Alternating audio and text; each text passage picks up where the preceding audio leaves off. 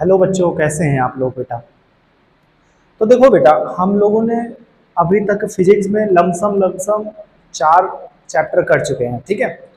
और ये जो 5वां चैप्टर चल रहा है उसका नाम क्या है बेटा?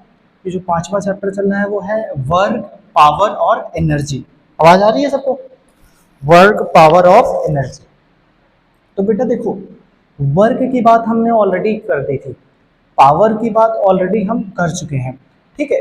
देखो, टॉपिक अगर वाइज हम पढ़ेंगे, यानी कि हम अगर छोटे छोटे टॉपिक वाइज हम पढ़ते हैं तो पूरे चैप्टर कवर हो जाता है।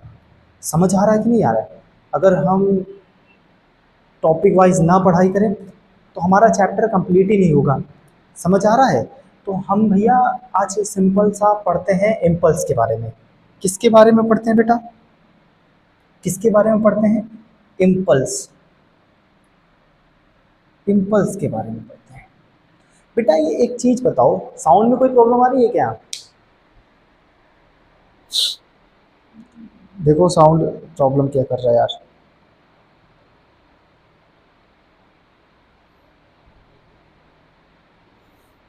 ठीक है, ठीक।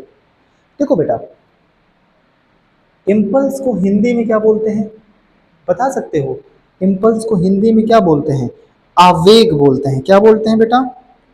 आवेग बोलते हैं। इम्पल्स को हिंदी में क्या बोलते हैं? आवेग। हम जान सकते हैं, इससे आवेग बोलेंगे। अच्छा, इम्पल्स होता क्या है? बात यह थी कि भाई इम्पल्स होता क्या है।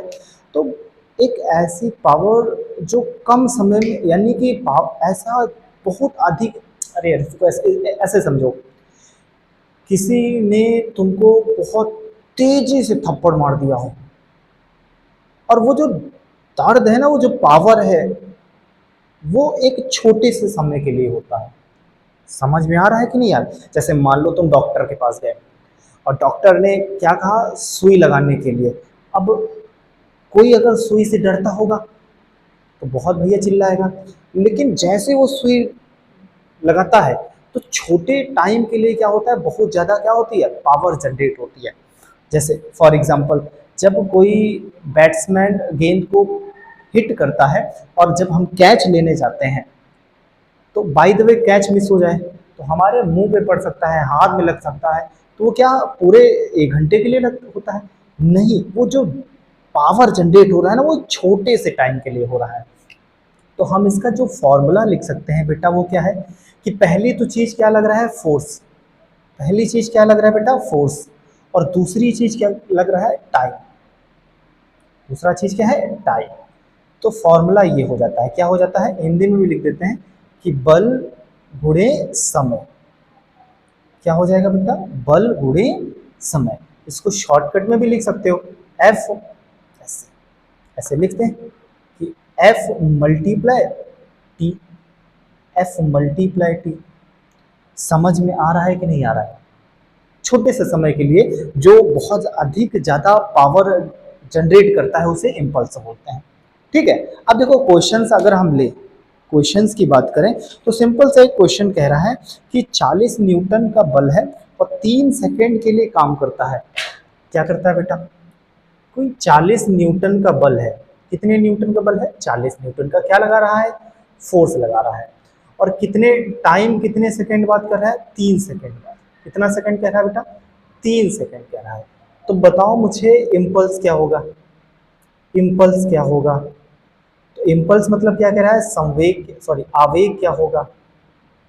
आवेग। तो जाहिर सी बात है यार कि हम सीधा कहेंगे फोर्स, और ये टाइम। टाइम कितना है? तो मैं कहूंगा 120। कितना वो पावर जनरेट कर रहा है बेटा? कितना इम्पल्स हो रहा है? 120। समझ में आ रहा है कि नहीं आ रहा है? इतना ज्यादा इसमें बड़ा, बहुत बड़ा टॉपिक है नहीं, ठीक है। कोई समस्या हो तो बताया जाए बेटा, ठीक है। अब ध्यान देते हैं, अब चलते हैं हम एनर्जी के बारे में। किसके बारे में चलते हैं बेटा? एनर्जी के बारे में चलते हैं, ठीक है। ध्यान दो बेटा कि एनर्जी क्या है। एनर्जी क्या है? तो हम ये कह सकते हैं कि कोई भी हम एक्टिविटी करें, क्या करें, कोई भी हम एक्टिविटी करते हैं, कोई भी हम काम करते हैं, तो उसमें क्या लगता है भैया, एनर्जी। उसमें क्या लगता है, एनर्जी लगता है। जैसे भी हम पढ़ा रहे हैं तो हमें एनर्जी की ज़रूरत है, हम चलेंगे तो हमें एनर्जी की ज़रूरत है, हम दौड़ेंगे तो हमें एनर्जी की ज़रूरत है, हम खा रहे हैं तो हमें एनर्जी की ज़रूरत है। समझ में आ रहा है कि नहीं आ रहा है? तो एनर्जी को मैं डिफाइंड कैसे कर सकता हूँ कि कार्य करने की क्षमता को क्या कहते हैं, कार्य करने की क्षमता को क्या कहते हैं, एनर्जी। तो शॉर्टकट में ऐसे कहते हैं कि भैया कोई कार्य करने की क्षमता, यानी कि लिमिट, लिमिट एक कैपेसिटी। समझ में आ रहा है कि नहीं आ रहा है? अच्छा, ये कैसी क्वांटिटी है, ये अदिश क्वांटिटी है। कैसी क्वांटिटी है बेटा, अदिश क्वांटिटी है, जिससे क्या बोलते हैं, स्केलर। क्या बोलते हैं बेटा, स्केलर क्वांटिटी। देखो एनर्जी की जितनी भी क्वांटिटी रहती है ना, वो बेटा कौन सी रहती है, अदिश में रहती है। समझ में आ रहा है कि नहीं आ रहा? जैसे पोटेंशियल एनर्जी कैसी हो गई, स्केलर क्वांटिटी हो गई। काइनेटिक एनर्जी कैसी हो गई, स्केलर क्वांटिटी हो गई। समझ में आ रहा है कि नहीं आ रहा? अब ध्यान देते हैं कि एनर्जी तो भैया नॉर्मली बात है कि कार्य करने की दर यानी कार्य करने की क्षमता को क्या बोलते हैं, एनर्जी बोलते हैं। अब एक बात बताओ, एक अर्ग में, यानी कि अगर मैं बात करूं बेटा, क्या हो गया तुम लोग, हाँ, यानी कि अगर मैं बात करूं, एक जूल बराबर कितने अर्ग होते हैं, 10⁻⁷ अर्ग होते हैं। समझ में आ रहा है? ये बात खत्म हो गई यहाँ पे, ठीक है। लेकिन जो मेन टॉपिक आता है, मेन जो एक इम्पॉर्टेंट हेडिंग आती है, मेन जो इम्पॉर्टेंट क्वेश्चन आती है, वो ये है कि आइंस्टाइन का नियम। आइंस्टाइन आइंस्टाइन ने क्या कहा था भैया, उन्होंने दिया था E = mc²। क्या है, E क्या है, एनर्जी है बेटा, क्या कहेंगे इसे, एनर्जी कहेंगे। M क्या है, कोई मास है, मास किसका है, ऑब्जेक्ट का है, मास किसका है बेटा, ऑब्जेक्ट का है।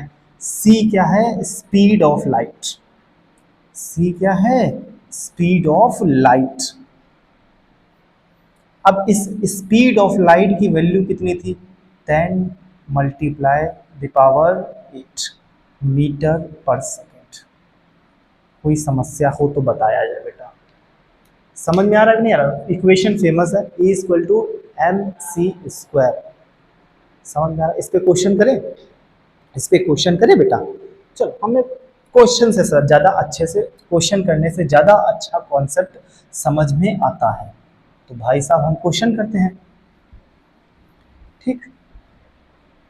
ध्यान दो, अगर मैं कह रहा हूं, अच्छा फॉर्मूला क्या है मेरा, E = mc²। इसको लिख लेते हैं।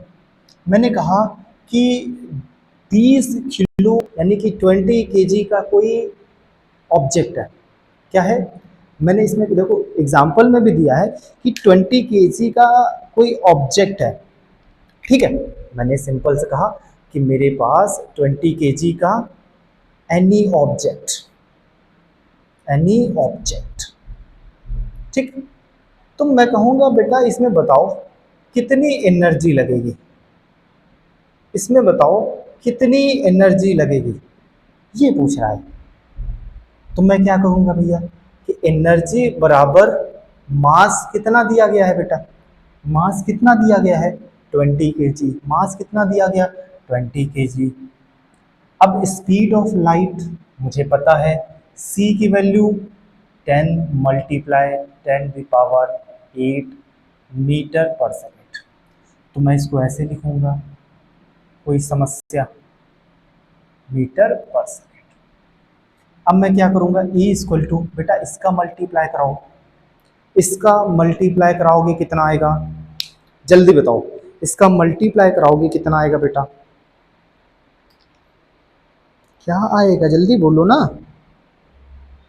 इसका, अरे यार 23 × 60 हो गया, 10⁸ मीटर पर सेकेंड।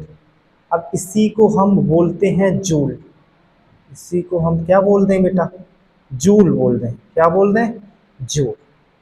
दूसरा क्वेश्चन लेते हैं। ये तो चलो ठीक था, नॉर्मली था। मैंने कहा कि 2 kg है। अब क्या लेते हैं? 2 kg का कोई ऑब्जेक्ट है ना? कोई ऑब्जेक्ट कितना kg का है? 2 kg का। मुझे बताओ इसमें एनर्जी क्या लगेगी?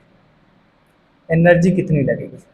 तो सिंपल मैं यही कहूँगा कि भैया मेरे को फॉर्मूला पता है, मुझे फॉर्मूला पता है, E = mc²। E = m कितना है? यानी कि ये क्या है? मास है। मास कितना है? 22 है। इसकी पावर मतलब इसका वैल्यू 8 × 10 8।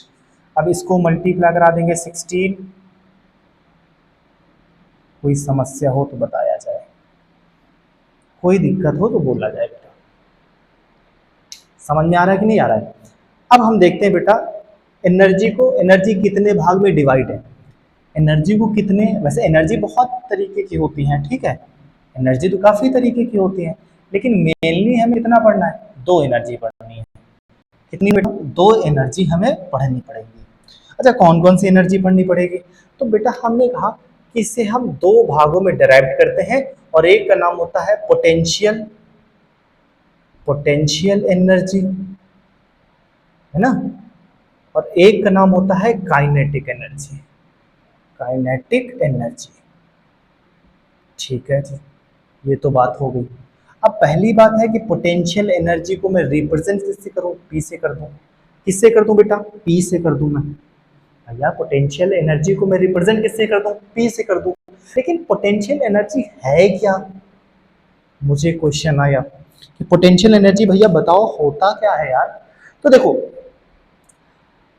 किसी भी चीज का अगर कोई चीज हो रही है, वो कंटिन्यूसली बिना किसी डिस्टरबेंस के होती रहे, यानी कि वो कितने में वो अपने आप को पोटेंशियल रख पाता है। जैसे मैं अभी खड़ा हूं, ठीक है, मेरा अभी पोटेंशियल क्या है? एकदम बढ़िया है। लेकिन जैसे ही मेरी बॉडी का मोमेंट मेरे से जो मैं अपनी बॉडी को कंट्रोल ना कर पाऊँ, यानी कि भैया कैसे कैसे नहीं कंट्रोल कर पाएंगे? जैसे चक्कर आ गया, बेहोश होने लगे, तो मेरी बॉडी का जो पोटेंशियल है वो गड़बड़ा जाएगा। समझ में आ रहा है कि नहीं आ रहा है? तो देखो, अगर मान लो एक कार यहाँ पे, यहाँ से क्या है? एक पॉइंट है ए मान लेते हैं, और ये पॉइंट बी मान लेते हैं।